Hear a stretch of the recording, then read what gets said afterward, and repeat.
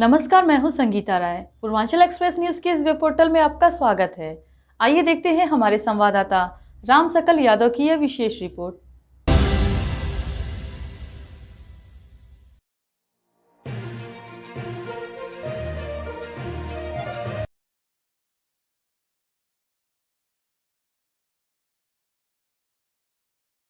आजमगढ़ जिले की अतरौलिया विधानसभा क्षेत्र से एक सुंदर मिसाल सामने आई है, जहां दीपावली के एक दिन बाद आयोजित दीपावली मिलन समारोह में समाजवादी पार्टी के वरिष्ठ नेता और पूर्व मंत्री बलराम यादव ने जनता से संवाद कर पुरानी परंपरा को फिर जीवंत किया। अतरौलिया विधानसभा के सेनपुर गांव में दीपावली मिलन समारोह का आयोजन हुआ, जिसमें बड़ी संख्या में ग्रामीणों की मौजूदगी इस बात की गवाह रही कि लोगों में आज भी जुड़ाव की भावना कितनी गहरी है। इस मौके पर सपा के वरिष्ठ नेता और विधान परिषद सदस्य बलराम यादव ने कहा कि भारत का रहने वाला कोई भी व्यक्ति चाहे दुनिया में कहीं भी हो, दीपावली का त्योहार बड़े उत्साह और परंपरा के साथ मनाता है। यह त्योहार हमारी संस्कृति और भविष्य को जोड़ने का प्रतीक है।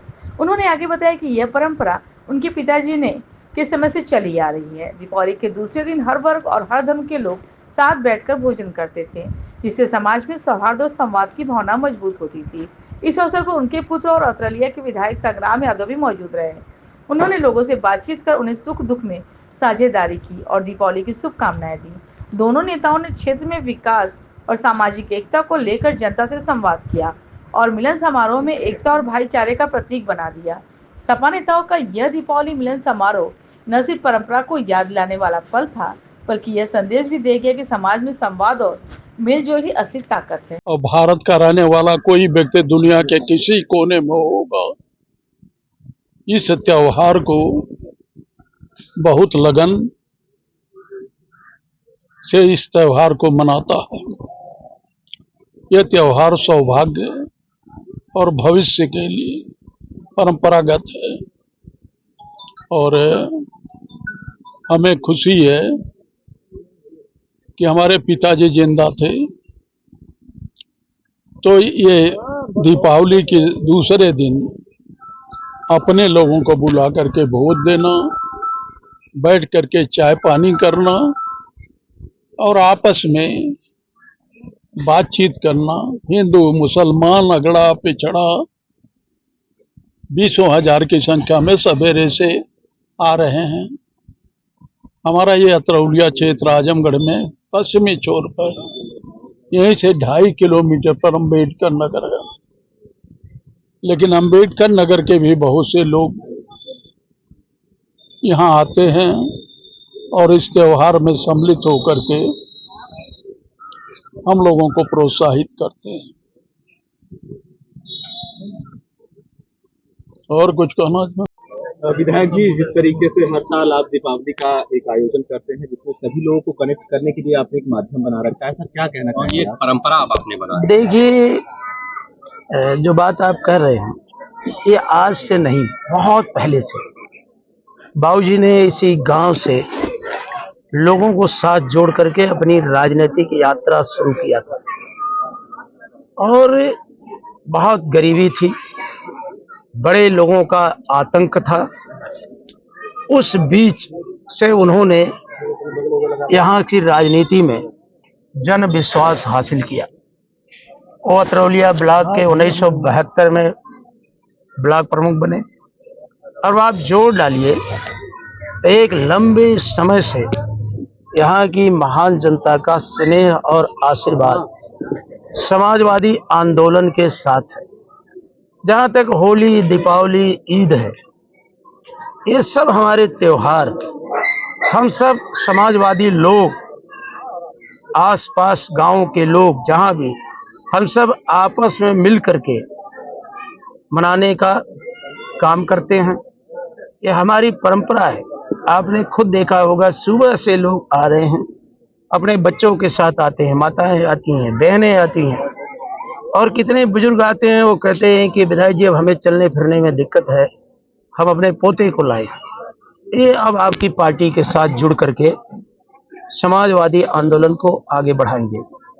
तो आप सोच सकते हैं कि इतना बड़ा जन विश्वास आज के राजनीतिक माहौल में, जहां जाति धर्म गौण हो जाते हों और लोगों की मोहब्बत और विश्वास इस पे भारी हो जाता हो, यह प्रेरणा हम सबको अपने श्रद्धेय नेताजी, जिन्हें पूरा देश धरती पुत्र के नाम से जानता है, श्रद्धेय नेताजी ने बार बार इस बात को कहा कि जिस जनता ने, जहां के लोगों ने तुम पे इतना बड़ा विश्वास करके तुम्हें विधानसभा के अंदर भेजा, लोकसभा के अंदर भेजा है, उनका विश्वास टूटना नहीं चाहिए।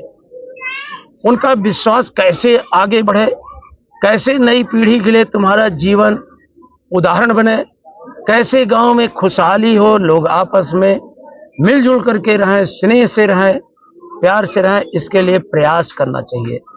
तो आज उसी परंपरा के तहत हम समाजवादी लोग अपने गांव में उन परंपराओं को आगे बढ़ाने का प्रयास कर रहे हैं। उसका माध्यम दीपावली है, उसका माध्यम होली है, ईद है और हमारे बहुत से त्योहार हैं, जिनके बीच हम सब अपने लोगों के बीच रह करके एक दूसरे के दुख सुख को बांटने का प्रयास करते हैं।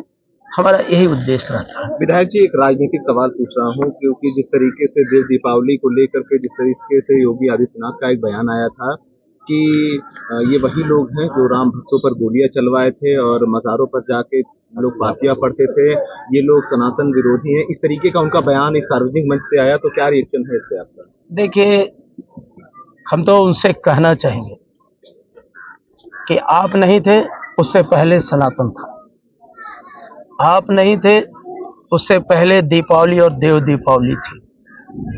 ये आप क्यों ब्रांडिंग करते हो कि आपके आने के बाद दीपावली और देव दीपावली है?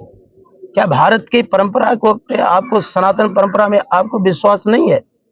आप इस तरह से घटिया मानसिकता की बात करते हो। श्रद्धेय नेताजी ने इस देश के संविधान की रक्षा किया है।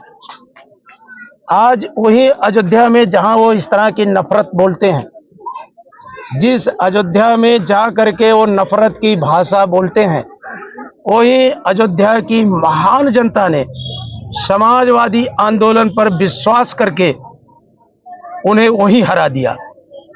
नफरत की राजनीति को पूरे देश में, कम्युनल पॉलिटिक्स को खत्म करने का किसी ने काम किया तो समाजवादी पार्टी के नेता माननीय अखिलेश यादव जी ने उसी प्रभु श्री राम की धरती पर, मर्यादा पुरुषोत्तम भगवान राम की धरती पर, वहां का सांसद एक दलित समुदाय के एक छोटे से परिवार से निकले हुए जो हमारे नेताजी के कदम ताल मिला करके आंदोलन को खड़ा किया, सामान्य सीट पर एक दलित समाज के बेटे को उन्होंने अयोध्या की प्रतिष्ठापूर्ण सीट पर सांसद, वहां की महान जनता को महान जनता ने बना दिया। तो योगी जी को इससे सबक लेनी चाहिए। भारत के अंदर जितने भी पहुंचे लोग हैं, किसी भी धर्म में हों, वहां पहुंच करके उन्होंने कहा कि सबका मालिक एक है, हमें मालिक की कोई लड़ाई नहीं है। उन्हें यह बताना चाहिए कि भारत का कौन सा ऐसा विश्वविद्यालय है जो दुनिया के विश्वविद्यालयों का नेतृत्व कर रहा है। भारत के अंदर अंतर्राष्ट्रीय स्तर की स्वास्थ्य व्यवस्था कैसे आए, भारत के अंदर अंतर्राष्ट्रीय स्तर की सड़कें कैसे बने, और भारत के अंदर जो बेरोजगारी है, महंगाई है, सरकारी कार्यालयों में व्यापक भ्रष्टाचार है, मुख्यमंत्री जी को इस पे अपनी राय देनी चाहिए। मुख्यमंत्री जी हमेशा नफरत की भाषा बोलते हैं, जिससे प्रभु श्री राम, मर्यादा पुरुषोत्तम भगवान राम, जिनका जीवन इन्हीं लोगों के बीच बीता, इसी मर्यादा को बनाने के लिए लिखा, उस मर्यादा की सीमा को योगी जी लांघ करके जो अनाप शनाप बोलते हैं, उससे जनता बहुत दुखी है, मर्माहित होती है। जिन्हें सबक लेना चाहिए अयोध्या की महान जनता से, उन्होंने नफरत को खत्म किया और प्यार और मोहब्बत कैसे अवधेश प्रसाद जी को बनाया। इसका क्यों नहीं जवाब देते कि अवधेश प्रसाद जी को क्यों नहीं देव दीपावली में इनवाइट किया गया? क्या यही उनकी मर्यादा थी कि वहां का जनता का चुना हुआ सांसद को आपने अपने आयोजन में नहीं बुलाया? इससे आपकी मानसिकता दर्शाती है। और सच तो यह है कि जब से माननीय अखिलेश जी ने पीडीए की एकजुटता का आह्वान किया और लोकसभा में समाजवादी पार्टी ने एक भारी बहुमत से जीत करके उत्तर प्रदेश में बीजेपी को हराने का काम किया, तब से बीजेपी के लोग अनाप शनाप बयान दे करके चर्चा में बने रहने के लिए प्रयास करते हैं। विधायक जी एक सवाल और लेना चाहूंगा। जिस तरीके से अखिलेश जी का एक जवाब था उसको कोट करते हुए चाइनीज मार्केट की बात की जा रही थी, तो उसको लेकर के एक छोटा सा रिएक्शन चाहूंगा। मैं तो कहता हूं कि सच अगर आप दिखा पाओ तो दिखा दो कि कितना बड़ा बाजार पर चाइना का कब्जा है। अगर आप सच दिखाना चाहते हो, उनके मुंह पे खुद मुख्यमंत्री जी, मैं जो कुर्ता पहन के आपके सामने खड़ा हूं, खादी है, तो इस खादी को बढ़ाने के लिए उन्होंने क्या प्रयास किया? राष्ट्रपिता महात्मा गांधी ने चरखा चला करके इस देश को स्वदेशी आंदोलन से जोड़ने का काम किया। अब भारत के प्रधानमंत्री विदेशी वस्त्र धारण करते हैं। भारत के प्रधानमंत्री कौन सा कभी खादी आपको देखते हैं वो खादी का पहनावा पहनते हुए? तो पहले डॉक्टर लोहिया ने कहा था लोक भाषा लोक भूषा होनी चाहिए, तो पहले तो बीजेपी अपने आचरण में लोक भाषा लोक भूषा तो लाए। विधायक जी, उत्तर प्रदेश की कानून व्यवस्था किस तरह से देख रहे हैं? हर दिन कहीं ना कहीं हत्या, ऐसा आजमगढ़ में भी कल एक युवक को गोली मार दी गई। इस देश के मीडिया घराने पूंजीवाद एक होकर के सच को जनता के सामने नहीं ला पा रहा। जिस दिन ये सच को सामने ला दें तो आज उत्तर प्रदेश पूरी तौर पर पूरे देश में एनसीआरबी के आंकड़े के अनुसार सबसे ज्यादा दलितों और महिलाओं पर अत्याचार अगर देश में कहीं है तो उत्तर प्रदेश के अंदर है। मुख्यमंत्री जी की भाषा से कभी भी वो जोड़ने की बात बोलते ही नहीं। जब भी बोलते हैं तो इस तरह की नफरत की भाषा बोलते हैं जिससे समाज में एक घृणा का वातावरण बनाए। साधु ऐसा हो चाहिए, साधु ऐसा चाहिए जैसा सूप सुभाए और सार सार को गही रहे।